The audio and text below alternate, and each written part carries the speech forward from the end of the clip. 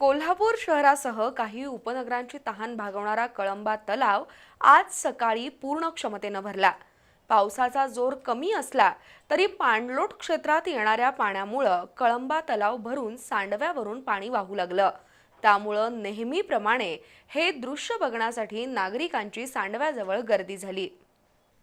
गेल्या 150 वर्षापासून कोल्हापूर शहरासह आजूबाजूच्या ग्रामीण भागाची तहान भागवणारा कळंबा तलाव दरवर्षी जुलै किंवा ऑगस्ट महिन्यात ओसंडून वाहू लागतो।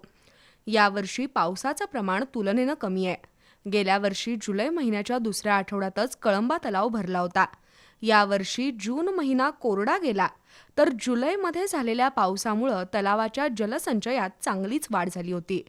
गेल्या 4 दिवसात पावसाचा जोर कमी असला तरी पाणलोट क्षेत्रातून येणाऱ्या पाण्यामुळं आज सकाळी कळंबा तलाव काठोकाठ भरला आणि सांडव्यावरून पाणी वाहू लागलं। त्यातून एक छोटा धबधबाच तयार होतो।